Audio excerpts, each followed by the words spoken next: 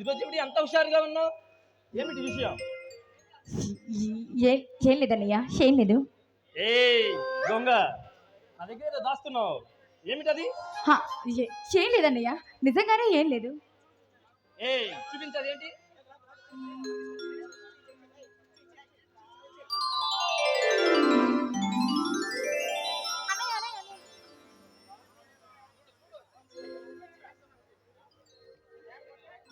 సుధా, ఎవరెత్తను? ఎన్నాళ్ళ నుంచి సాగుతుంది ప్రేమ నాటకం? అతను అతను అతను సిగ్గు లేదు?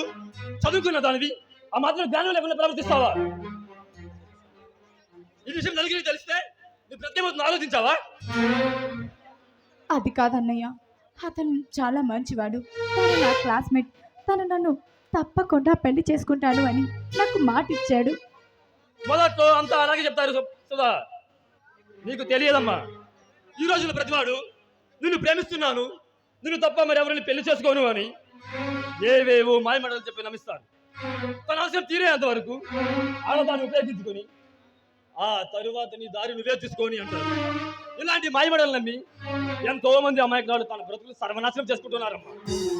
అన్నయ్య, అతను అట్లాంటి మోసగాడు కాదు, తను చాలా మంచివాడు అన్నయ్య. చూడు సుధా, మనం కూడికి పేదవారమే అయినా ఈ సంఘంలో పరువుగా బ్రతికే వాళ్ళం. పెదనాన్న ఎంత నిజాధిపరుడో నీకు బాగా తెలుసు. ఈ సంగతి నలుగురికి తెలిస్తే నానా విధాలుగా అనుకుంటారు. అది విన్న పెదనాన్న నలుగురు తలెత్తుకుని తిరగగలడా? చెప్పు సుధా. నలుగురు ఏదో అనుకుంటారని నా మనసును నేను మార్చుకోలేను అన్నయ్య. ప్రేమంటే ఏందో తెలియని ఈ పిచ్చి వాళ్ళ గురించి ఆలోచించి నా నిర్ణయాన్ని నేను మార్చుకోలేను. అతన్ని మర్చిపోవడం నా వల్ల కాదు. నీకున్న పడితలే అతనికి ఉంటే పర్వాలేదమ్మా. చూడు సుధా, నలుగురు నడిచేదే బాట, పలువురు మాట్లాడేదే మాట. వయసు వచ్చిన ఆడపిల్ల పెళ్లి కాకుండా పరాయి మగాడితో తిరిగితే చెడిపోయింది అంటారే తప్ప నిన్ను నీ ప్రేమను ఎవరు అర్థం చేసుకోరమ్మా. పవిత్ర ప్రేమను చూసి వారు నిజ మాట్లాడుతుంది. ప్రేమ అంటే ఎవరి తల్లి నీ కులి సమాజం దుమ్మెచ్చిపోస్తుంది. అందుకని ఈ లోకానికి భయపడాలమ్మా. అన్నయ్య, నువ్వు చెప్పినట్టే నేను ఏ తప్పు చేయలేదు. ఈ లోకానికి నేను భయపడటానికి. సరే, ఇష్టం లేని పెళ్లి చేసుకున్న వాటితో జీవితాంతం కష్టాలు పడుతుంటాయి. అప్పుడొచ్చి తీరుస్తుందా ఈ లోకం? లేదా లోకు నువ్వు అన్నట్టు ఈ లోకులో వచ్చి నా కాపురాన్ని సుఖ పెడతారా? చెప్పు అన్నయ్య, చెప్పు. ఎవరొచ్చి నా జీవితాన్ని బాగు చేస్తారు? పవిత్ర ప్రేమ సాగసానికైనా తగ్గిస్తుంది, ఎంతటి త్యాగానికైనా సిద్ధమవుతుంది. ప్రేమను మించిన పెళ్లి మరి కూడా లేదమ్మా. తప్పనని అనట్లేదు, కానీ ఈ కాకులు లాంటి లోకుల కొరకైనా కాస్త మన హద్దుల్లో ఉంటే బాగుంటుందమ్మా. చూడన్నయ్య, నేను చేస్తున్న దాంట్లో తప్పేమీ లేనప్పుడు ఈ లోకాన్ని చూసి నేనెందుకు భయపడాలని? ఇష్టం లేని పెళ్లి చేసుకొని జీవితాంతం కష్టపడుతుంటే ఈ లోకం వచ్చి నన్ను ఓదారుస్తారా? లేక నువ్వన్నట్టుకున్నా ఆ నలుగురే వచ్చి నా కాపురాన్ని సుఖంగా మారుస్తారా? చెప్పన్నయ్య, ఈ సమాజం వచ్చి నా జీవితాన్ని బాగు చేస్తుందా? ఎవరొచ్చి నా జీవితాన్ని బాగు చేస్తారు? శభాష్యమ్మా, నీ పట్టుదలకు మెచ్చుకున్నా, నీ ప్రేమను అర్థం చేసుకున్నా. మీ ప్రేమ ఆదర్శంతో కావాలి. సలీం అనార్కలి, దేవదాసు పార్వతి, లైలు మజ్నూన్లా మీ ప్రేమ అమర ప్రేమ కాకూడదని నా కోరిక. చూడు సుధా, ఈ విషయం నలుగురికి తెలియకముందే నాన్నగారితో మాట్లాడి నీ పెళ్లి వెంటనే జరిపిస్తానమ్మా. అన్నయ్య, నిజంగా నువ్వు ఎంత మంచోడి అన్నయ్య, నా మనసు తెచ్చుకున్నావు. అందుకేగా అమ్మా ఈ పెళ్లి వెంటనే జరిపిస్తానంటున్నాను. అన్నయ్య, థ్యాంక్స్ అన్నయ్య, చాలా థ్యాంక్స్. అన్నట్టు మర్చిపోయా, ఈరోజు పేపర్లో మీ రిజల్ట్స్ వస్తాయి కదా, వెంటనే పేపర్ తీసుకొస్తానమ్మా. అలాగే అన్నయ్య.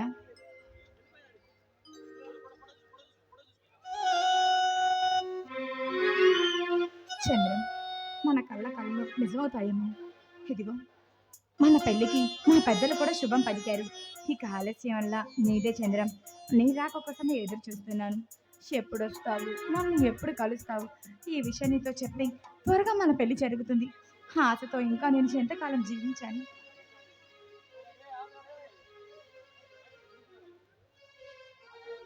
సుధా, నీకో శుభవార్తమ్మా. ఏంటి పెద్దనాన్న? ఈ రోజు నీ రిజల్ట్స్ వచ్చాయమ్మా. నువ్వు ఫస్ట్ క్లాస్లో పాస్ అయ్యావు. నువ్వు చాలా అదృష్టవంతురాలు. పెద్దనాన్న, ఇందులో నా అదృష్టం ఏముంది చెప్పండి. చిన్నతనంలోనే తల్లి తండ్రి లేకపోయినా నన్ను ఎంతో గారాబంగా పెంచి పెద్దదాన్ని చేశారు. ఈ చలువంతా మీదే పెద్దనాన్న. కష్టపడి చదివినందుకు నీ ఆశయం నెరవేరింది, చదివించినందుకు నా ఆశయం నెరవేరింది. ఇక నిన్ను ఒక ఇంటిదాన్ని చేస్తే నా బాధ్యత తీరుతుందమ్మా. నా పెళ్ళికి అప్పుడే తొందర ఏముంది పెద్దనాన్న? తొందర కాదమ్మా. వయసు వచ్చిన ఆడపిల్ల ఇంటిలో ఉంటే నలుగురు నాలుగు విధాలుగా అనుకుంటారు. అన్నా చెల్లెలు వీధిని వెళ్తుంటే అవమానించి అక్రమ సంబంధం కట్టే రోజులమ్మా ఇది. ఇప్పుడు కాకపోయినా వచ్చే ఏడాదైనా పెళ్లి చేసి నేను అత్తారింటికి పంపక తప్పదు కదమ్మా. పెద్దనాన్న, నాకు ఇంకా చదువుకోవాలని చాలా ఆశగా ఉంది. చదువుకోవాలని నీకున్నా చదివించే స్తోమత నాకు లేదమ్మా. నీ చదువుకు అంతరాయం కలిగించి నిన్ను బాధ పెడుతున్నందుకు నన్ను క్షమించమ్మా. చాచా, అవేం మాటలు పెద్దనాన్న? అవునమ్మా, ఉన్న ఆస్తి అంతా మీ పెద్దమ్మ రోగానికే ఖర్చు చేశాను. ఇప్పటికే తలకు మించిన అప్పులు చేసి ఇంతవరకు చదివించాను.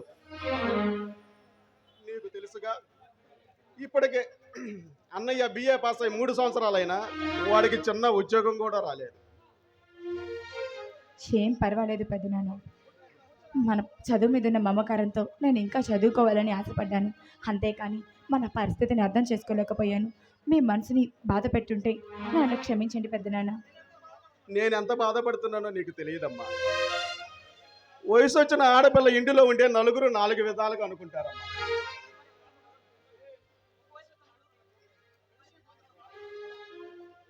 వయసు వచ్చిన ఆడపిల్ల ఇంటిలో ఉంటే నలుగురు 4 విధాలుగా అనుకుంటారమ్మా. పెళ్లి చేయలేకపోతున్నాననే బాధ ఒకవైపు, తమ్ముడు కూతురని నిర్లక్ష్యం చేస్తున్నాడు, అదే తన కూతురైతే పెళ్లి చేసేవాడు కాదా అని ఈ లోక నిందన మరొక వైపు నన్ను వేధిస్తున్నాయమ్మా. అందుకే ఎలాగైనా నీ పెళ్లి చేసి నా బాధ్యత తీర్చుకుంటానమ్మా. నాకన్నా పెద్దవాడైన అన్నయ్య ఉండగా నేను ముందు పెళ్లి చేసుకోవడం అంత భావ్యం కాదనుకుంటా. పిచ్చిదానా, వాడికేం వాడు మగాడు, ఇప్పుడు కాకపోతే మీదడికి అవుతుంది. నీ పెళ్లి చేస్తే నా బాధ్యత తీరుతుందమ్మా. సరే పెద్దనాన్న, నేను ఫస్ట్ క్లాస్లో పాస్ అయ్యానని నా ఫ్రెండ్స్ శృతికి స్వాతికి వాళ్ళందరికీ చెప్పొస్తాను. అలాగేనమ్మా. సరే పెద్దనాన్న, మరి నేను వెళ్ళొస్తాను. అలాగేనమ్మా.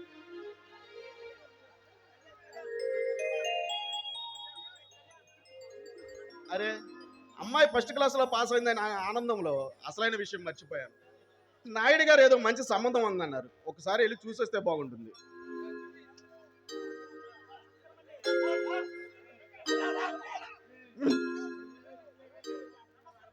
నమస్కారం అండి నారాయణరావు గారు, బాగున్నారా?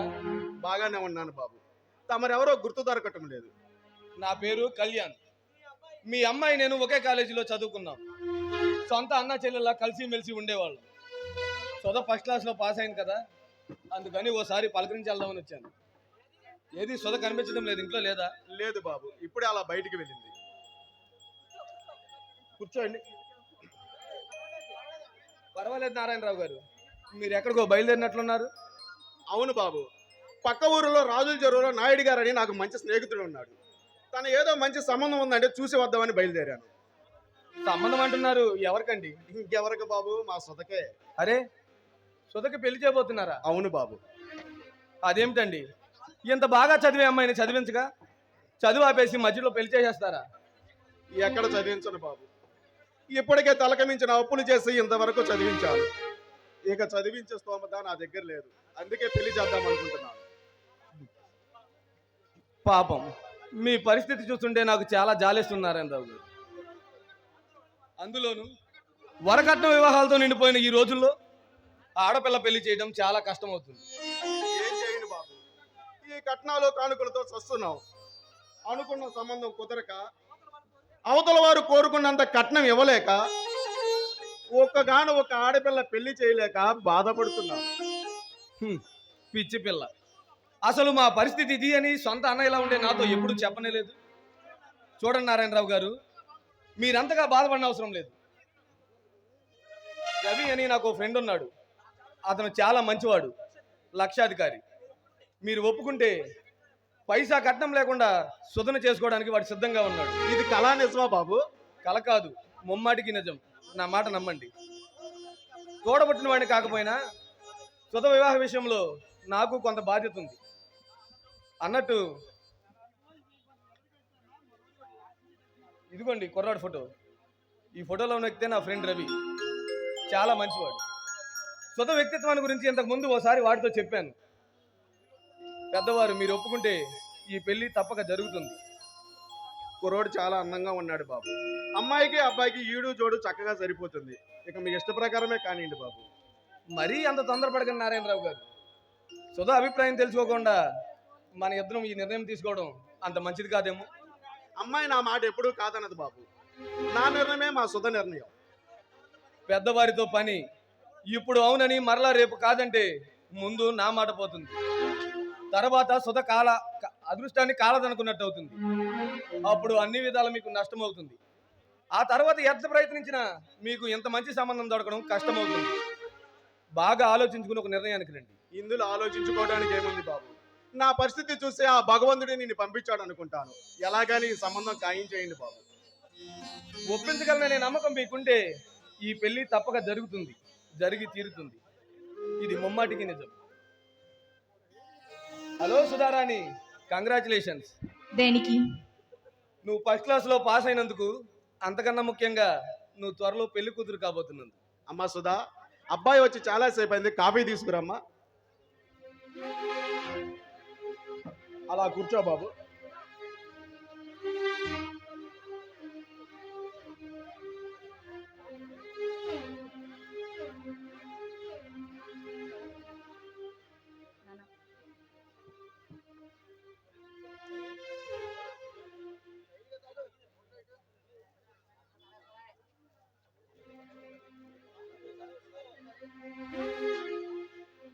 అమ్మా,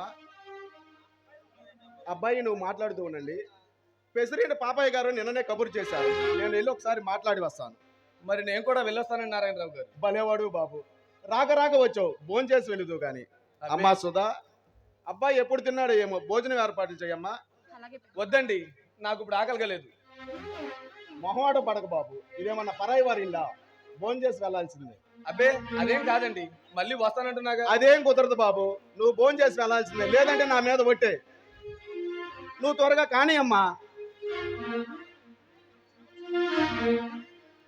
బాబు మీరు విశ్రాంతి తీసుకుంటా ఉండండి, నేను ఇప్పుడే వస్తాను.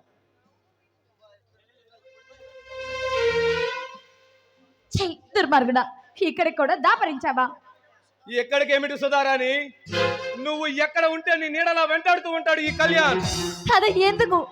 నేను నీకేం ద్రోహం చేశానని ఇలా నా వెంట పడుతున్నావు, నన్ను వేధిస్తున్నావు. నాకు ఏం ద్రోహం చేశావో నీకు తెలీదా? నీ అందంతో నన్ను ఆకట్టుకున్నావు, నీ చూపులతో నాకు సంఖ్యలు లేచావు. అనుక్షణం నువ్వే కావాలని ఆరాటపడే నన్ను కాదని నిరాకరించి ఒక అనామకుడిని ప్రేమించి నన్ను పిచ్చివాణ్ణి చేశావు. కోట్ల విలువైన ఆస్తి, లక్షల విలువైన అంతస్తు గల నన్ను నలుగురి స్టూడెంట్స్ లో ఒట్టి వెధవని చేశావు. ఇప్పుడు ఏమీ తెలియనట్టు మాట్లాడుతున్నావు. చూడు సుధా, బొగ్గుని పట్టుకోకు.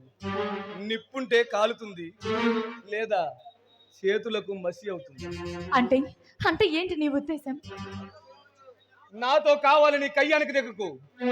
నువ్వు ఏనాటికైనా నాదానివే, లేదా నాకు దక్కని నిన్ను మరొకడికైనా సొంతం కానిస్తాను కానీ ఆ చంద్రంగాడికి మాత్రం దక్కనివ్వను. ఎందుకు నీకు చంద్రం అంటే అంత ఈర్ష? ఎందుక? ప్రతి విషయంలో నాతో పోటీ పడుతున్నందుకు. వాడి జీవితాంతం సంపాదించిన నా గొడ్ల చావిడి ఆస్తి సంపాదించలేని ఒక అనామకుడు కాలేజీ ఎలక్షన్ లో నాపై పోటీ చేసి నన్నే ఓడిస్తాడా? నేను మనసారా ప్రేమించే నిన్ను నాకు కాకుండా వాడి మగవాడు చేసుకుంటాడా? అందుకే మీ బ్రతుకుల్ని పతనం చేయాలని పగబట్టాను. తగిన ప్రతీకారం తీర్చుకున్నాను. నేను వచ్చిన పని పూర్తయింది, వస్తా. కళ్యాణ్, కళ్యాణ్ ఆగు. ఏమిటి కళ్యాణ్, ఏంటి నువ్వు అంటుంది? ఓ, అసలు విషయం చెప్పలేదు కదూ. త్వరలోనే నీ పెళ్లికి ముహూర్తం పెట్టించి ఆకాశమంత పందిరిలో భూదేవి అంత అరుగు మీద పెళ్లి కూతురులా ముస్తాబై కూర్చున్న నీ మెడలో ముచ్చటైన మాంగళ్యాన్ని కట్టించబోతున్నా. కళ్యాణ్, ఏ ఆశ్చర్యపడకు సుధారాణి. పెళ్లి కొడుకు ఎవరో తెలుసా? ఆ చంద్రంగాడి కన్నా నాకన్నా నిన్నే ఎక్కువగా ప్రేమిస్తూ నువ్వు లేకపోతే ఈ లోకం నుండి శాశ్వతంగా దూరం కావాలనుకున్నా అనుక్షణం నీ కోసమే పరితపించిపోతున్న నీ ప్రేమ భిక్షగాడు, నీ ముద్దుల ప్రియుడు, చంద్రం ప్రాణ స్నేహితుడు రవికుమార్. ఏం ఆశ్చర్యంగా ఉందా? మరేం పర్వాలేదు. అన్ని విషయాలు మీ పెద్దనాన్న గారితో వివరంగా మాట్లాడాను. కానీ కట్నం లేకుండా రవితో నీ పెళ్లి జరిపించేందుకు మీ పెదనాన్న గారు శుభం అన్నారు. చూడు సుధారాణి, నీ పెళ్లికి పెద్ద మనిషి ఎవరో తెలుసా? ఈ కళ్యాణ్ కుమార్. కళ్యాణ్ ఏం కంగారుగా ఉందా? మరీ అంత కంగారు పడకు సుధారాణి. నువ్వు రవికుమార్ భార్యవైనా చంద్రం నీకెప్పుడు అందుబాటులోనే ఉంటాడు. ఎందుకో తెలుసా? నువ్వు వాడి స్నేహితుడు భార్య కనుక, అంతకన్నా ముఖ్యంగా వాడి ప్రియురాలు కనుక.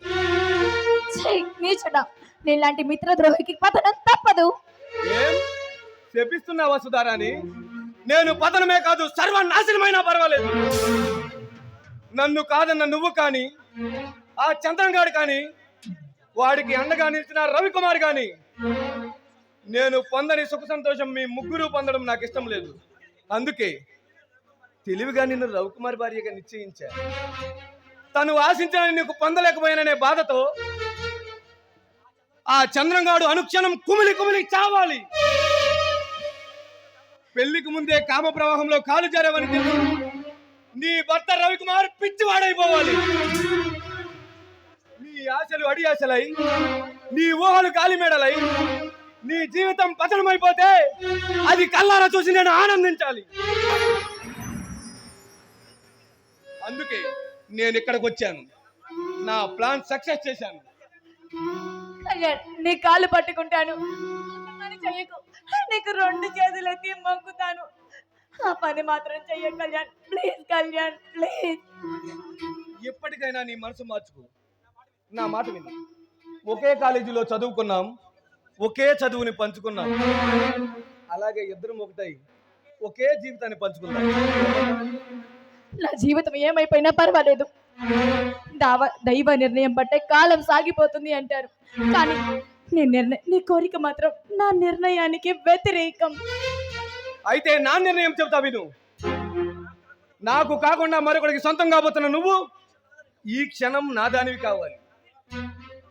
నా బిగి కౌగిల్లో బందీవై నీ పెళ్లికి పెద్ద మనిషిగా వచ్చిన నాకు ప్రజెంటేషన్గా నీ అందమైన అందాన్ని అరక్షణం అర్పించాలి. కళ్యాణ్, పిచ్చి పిచ్చిగా వాక్కు. అడుగు ముందుకు వేసావో నీ ప్రాణాలు తీస్తాను, జాగ్రత్త.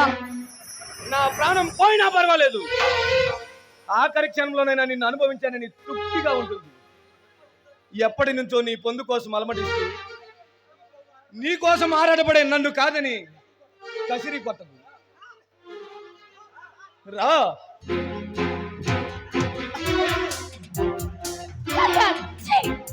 నీ మాటలు వింటుంటేనే నాకు ఒళ్ళంతా తెళ్ళు జర్లు పాకినట్టు అనిపిస్తుంది. వింటేనే అలా ఉందంటే ఇక అంటుకుని చూడు, నిలువెల్ల పరవశంలో పులకరించిపోతావు. ఆడది అబల కదా అని అహంకారంతో బలాత్కారం చేసి దౌర్జన్యం చేయాలని చూడకు. ఆడదానికి ఆగ్రహిస్తే ఆది పరాశక్తిలా మారుతుంది, అపరికాలిగా విజృంభిస్తుంది. జాగ్రత్త. రతీదేవి లాంటి నీకు మన్మధుని కన్నా ఎక్కువ అనుభవం ఉన్న సరైన జతగాండి. శృంగారాన్ని బంగారం కన్నా మిన్నగా చూసుకునే రసికుణ్ణి. నా మాట విన్నావా? స్వర్గ సుఖాల్లో తేలిపోతావు. కాదంటే బ్రతుకుండగానే నరకాన్ని అనుభవిస్తావు. అందుకే మర్యాదగా నా మాట విను. రా రా.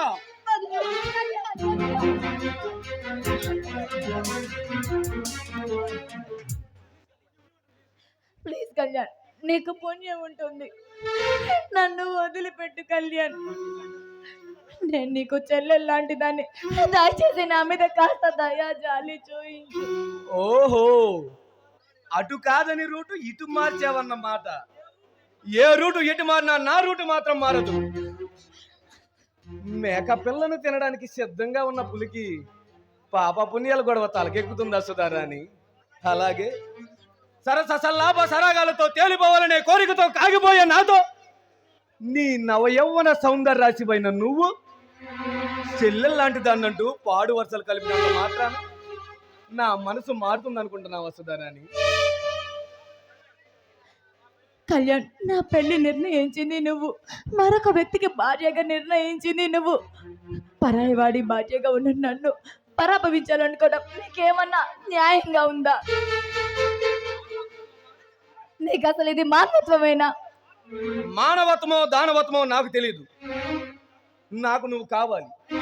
అయినా నీ పెళ్లి నిర్ణయించక ముందు ఎన్నిసార్లు అడిగినా నా కోరిక తీర్చావా ఇప్పుడు వదిలేయటానికి? దుర్మార్గుడా, నీకు చెడు కాలం దాపరించింది, అందుకే నువ్వు ఇంత నీచానికి దిగజారిపోతున్నావు. కాటు వెయ్యాలని మాటు వేసిన ఈ కాలసర్పంతో అటూ ఇటూ రవ్వంతైనా కదలకుండా ధీటుగా మాట్లాడి నిలబడుతున్న నిన్ను చూస్తుంటే నాలోని పౌరుషం పోటెక్కుతుంది. రోజు అలా ఉన్న నీతో నాజుగా మోజు తీర్చుకుంటా. రా, కమాన్.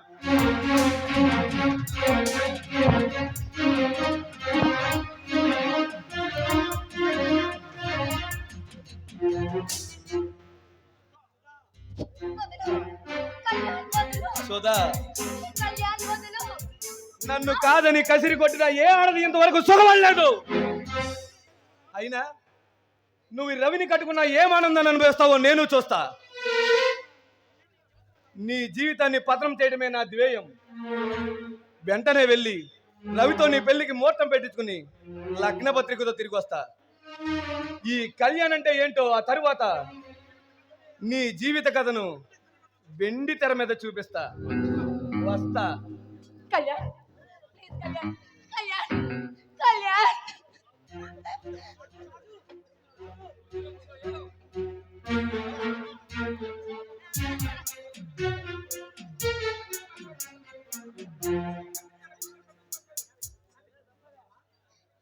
సుధా, అమ్మా సుధా, అన్నయ్య, అన్నయ్య.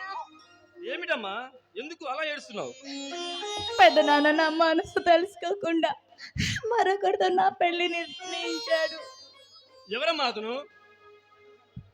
చంద్రం ఫ్రెండ్ రవితోనట. ఆ?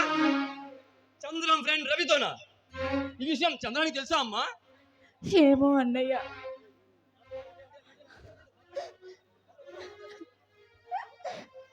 రాజు,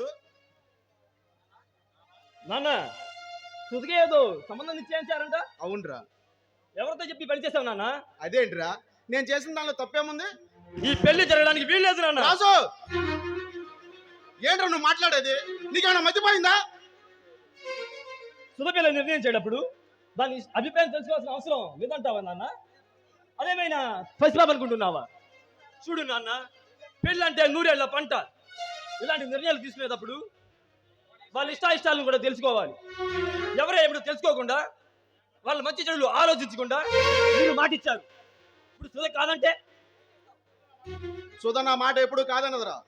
సుధ సుఖంగా ఉండాలనే నా ఆశ. నా ఆ కోరిక తీరాలనే ఈ సంబంధం నిర్ణయించాను. లక్షాధికారి కొడుకు, లక్షల ఆస్తికి ఒక్కడే వారసుడు. పైగా కానీ కట్నం లేకుండా మన సుధను చేసుకోవడానికి ఒప్పుకున్నాడు. వాళ్ళు ఒప్పుకోవచ్చు నాన్న, కానీ ఈ సంబంధం సుధగా ఇష్టం లేదు. ఏమ్మా సుధా, అన్నయ్య చెప్పేది నిజమా? అవును నాన్న, సుధ కాలేజీలో ఒక అతన్ని ప్రేమించిందట. సుధ అతను పెళ్లి కూడా చేసుకుందామని దేవుని సాక్షిగా ప్రమాణం కూడా చేసుకున్నారట. వాళ్ళ మనిషి సాక్షిని తెలుసుకోకుండా మీరు మాటిచ్చారు. సుధ ఈ నిర్ణయం తెలుసుకోవడానికి చాలా బాధపడుతుంది నాన్న. పీటల మీద పెళ్లిళ్ళు ఆగిపోతున్నాయిరా. ప్రమాణం చేసుకున్నంత మాత్రాన పెళ్లి చేసుకుంటాడనే నమ్మకం ఉందా? సుధ సుఖం కోరి ఈ సంబంధం నిర్ణయించాను. ఈ పెళ్లి జరిగితే సుఖ జీవితంతో సంతోషంగా ఉంటుందనే నా ఆశ. ఆస్తిపరుడు అంతస్తు కలవాడును ఆశపడి పెద్దవాళ్ళ మనం ఈ నిర్ణయం తీసుకుంటే సరిపోతుందా నాన్న? పవిత్ర ప్రేమికులకు ఆస్తి అంతస్తు ముఖ్యం కాదు నాన్న. ప్రతి ఆడపిల్ల ఆశించేది తను ప్రేమించిన వాడిని భర్తగా పొందాలని, చాలా పిల్లా పాపలతో కలగలాడుతూ కలకాలం తన చల్లని నీడలో హాయిగా కాపురం చేయాలని ఆరాటపడుతుంది నాన్న. అయితే ఇప్పుడు ఏం చేయమంటావు? ఈ సంబంధం మా అమ్మాయికి ఇష్టం లేదని కబురు చేయండి నాన్న.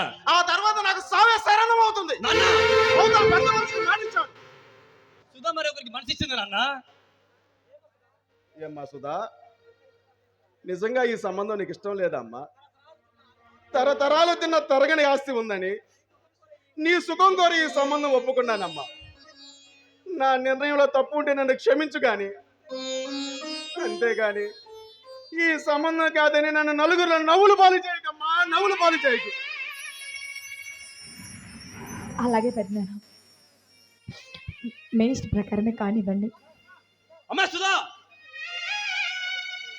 అవునన్నయ్య, పెద్దనాన్న పెద్దవాడు, ఏం చేసినా మన మంచికే చేస్తాడు. పెద్దనాన్న, ముందు మీరు వెళ్ళి ముహూర్తం పెట్టించుకోండి.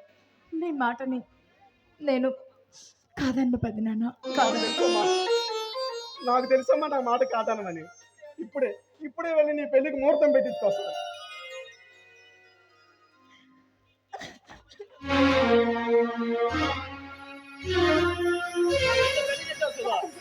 తొందరపడి నువ్వు తీసుకునే నిర్ణయం అంత మంచిది కాదనుకుంటా. ఏం చేయమంటావు అన్నయ్య, ఏం చేయమంటావు చెప్పు.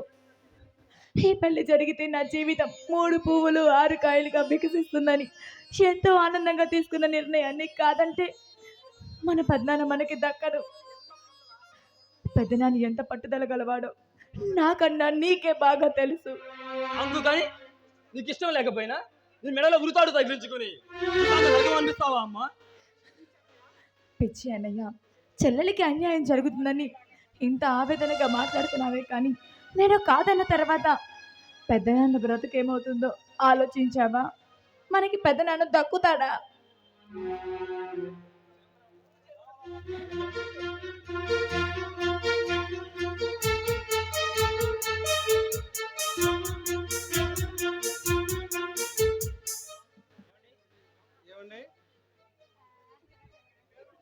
మీ పేరు చంద్రం కదూ? అవును, నా పేరు నీకెలా తెలుసు? నేను సుధా అన్నయ్యను. నా పేరు రాజు. మా సుధా దగ్గర మీ ఫోటో చూశాను. రండి కూర్చోండి. సుధా, అమ్మా సుధా, చంద్రం వచ్చాడమ్మా.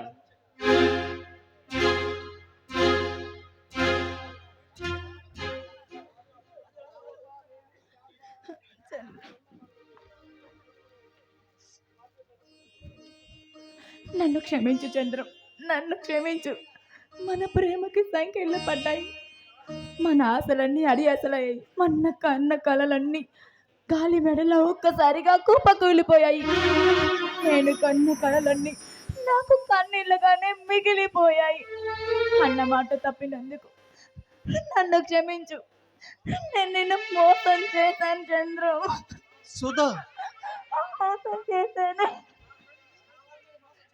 నా పెళ్ళి నీ ఫ్రెండ్ రవితో నిర్ణయించడం అయింది. నేను నీతో చెప్పిన మాటలు అన్న భావాలన్నీ నిలబెట్టుకోలేకపోయాను. నేను నిన్ను నిన్ను మోసం చేశాను. సుధా, కానీ నేను మాత్రం కావాలని నిన్ను మోసం చేయలేదు చంద్ర. నా పరిస్థితులు అలా చేశాయి. పరిస్థితికి ప్రతి మనిషి బానిస అని నాకు ఇప్పుడు అర్థమయ్యింది. విధికి తల వంచక తప్పలేదు. నా ఇష్టాలు తెలుసుకోకుండా, నాతో మాట మాత్రం అనకుండా మా పెద్దనాన్న ఈ నిర్ణయాన్ని తీసుకున్నాడు. నేను కాదనలేకపోయాను. నాకు అంతా తెలుసు సుధా. పోనీలే, మీరైనా హాయిగా కలకాలం ఆనందంగా ఉంటే అదే 10,000. చంద్రు, అంటే నీకు నేను ఈ పెళ్లి చేసుకోవటం ఇష్టమా? అన్ని నిర్ణయాలు జరిగాక ఇష్టమైనా కష్టమైనా తప్పదుగా సుధా. నువ్వు నా స్నేహితుడు రవికుమార్ భార్య కాబోతున్నందుకు నేను మనసారా అభినందిస్తున్నాను. చంద్రం, అవును సుధా, రవి నా ప్రాణ స్నేహితుడే కాదు, అతడు నా పాలిట దైవం. రవికి నేను ఎంత రుణపడి ఉన్నానో ఆ విషయం నీకు తెలుసు. కానీ వాడి రుణం ఈ జనంలో తీర్చుకోలేనేమో అనుకున్నా, కానీ ఎలా తీర్చుకుంటున్నాను. రవి సహృదయుడు, అన్ని విధాల నీకు తగిన భర్త. చంద్రు, నిజం సుధా, రవి నేను ప్రాణ స్నేహితులు అయినా మనం ప్రేమించుకున్నామని పెళ్లి కూడా చేసుకోవాలనుకున్నామని ఈ రోజు వరకు తెలియదు. అదే నువ్వు చేసిన తప్పు. ఆ రోజే మన విషయం చెప్పుంటే మనకి ఇప్పుడు ఈ పరిస్థితి వచ్చేదే కాదు. సుధా, ఈ రహస్యం మనలోనే దాగిపోకూడదు. ఏనాటికి రవికి తెలియనివ్వకూడదు. ఎందుకో తెలుసా? పెళ్లి జరిగాక తెలిస్తే వాడు బ్రతుకు పతనం అయిపోతుంది, నీ జీవితం సర్వనాశనం అయిపోతుంది. పెళ్లికి ముందుగా తెలిస్తే నిన్ను పెళ్లి చేసుకోవటానికి రవి ఒప్పుకోడు. అది మరీ మంచిది. అతనితో నా పెళ్ళి ఆగిపోతుంది. ఆ తర్వాత మన ఇద్దరు పెళ్లి జరుగుతుంది. అయితే నేనే స్వయంగా వెళ్ళి మన విషయాన్ని తనకి చెప్తాను. చూడు సుధా, అప్పుడు మాత్రం మన పెళ్లి జరుగుతుంది అనుకుంటున్నావా? లేదు సుధా, అన్ని నిర్ణయాలు జరిగిపోయాక ఇప్పుడు కాదంటే కోరి కష్టాలు కొని తెచ్చుకోవటం అవుతుంది. అప్పుడు నీ బ్రతుకు సుడిగాల్లో దీపంలాగా ఆరిపోతుంది, నడి సముద్రంలో లంగర్ లేని నామలాగా మునిగిపోతుంది. చంద్రం, ఏంటి చంద్రం నువ్వు అంటుంది? నా సుఖ సంతోషాల కోసం నా స్నేహితుడు రవికి బాధ కలిగించలేని సుధా. అంటే నీ స్నేహితుడి కోసం మన పవిత్రమైన ప్రేమని త్యాగం చేస్తున్నాను అంటున్నావా? రవి ఆనందం కోసం నా ప్రాణాలే ఇస్తాను. ప్రేమ కన్నా త్యాగం గొప్పది. ప్రేమలో స్వార్థం ఉంది, త్యాగంలో సమర్పణ ఉంది. లేదు లేదు లేదు, నీలోనే మోసం ఉంది. ఇన్నాళ్ళు నీది నిజమైన ప్రేమని నమ్మి నేను గుడ్డిగా మోసపోయాను. ఇప్పుడు అర్థమైంది, అసలైన మోసగాడివి నువ్వు సుధా, అని నాకు బాగా అర్థమైంది. పొరపాటు పడుతున్నావు సుధా, నన్ను అపార్థం చేసుకుంటున్నావు. లేదు లేదు చంద్రం, ఇప్పుడే నేను నిన్ను బాగా పూర్తిగా అర్థం చేసుకున్నాను. పొరపాటు పడుతున్నావు సుధా. నువ్వు లేని తన జీవితం నిరాశకరమైనది. నిన్నే మనసారా ప్రేమిస్తూ అనుక్షణం నిన్నే ఆరాధిస్తూ నీతో తన పెళ్లి జరగకపోతే ఆత్మహత్య చేసుకుని చనిపోవాలని అనుకున్న రవి బతకటం కోసం మన ప్రేమను త్యాగం చేస్తున్నాను తప్ప ఈ సమాజంలో మంచి మనసున్న మనిషి సావకుండా బ్రతికించుకోవడం కోసం, రవిని బ్రతికించి వాడి రుణం తీర్చుకోవటం కోసం నిన్ను అతని భారీగా అంగీకరిస్తున్నాను తప్ప మరో ఉద్దేశం మాత్రం లేదు సుధా. సుధా, నిన్ను మోసం చెయ్యాలని కాదు, నేను మోసగాన్ని అంతగానా కాదు. చంద్రం, నన్ను క్షమించు చంద్రం. నేను అసలు విషయం తెలుసుకోకుండా నోరు జారాను. నన్ను క్షమించు చంద్రం, నన్ను క్షమించు. ఎందుకు సుధా వేడుస్తున్నావు? ఇది చాలా విచిత్రమైనది.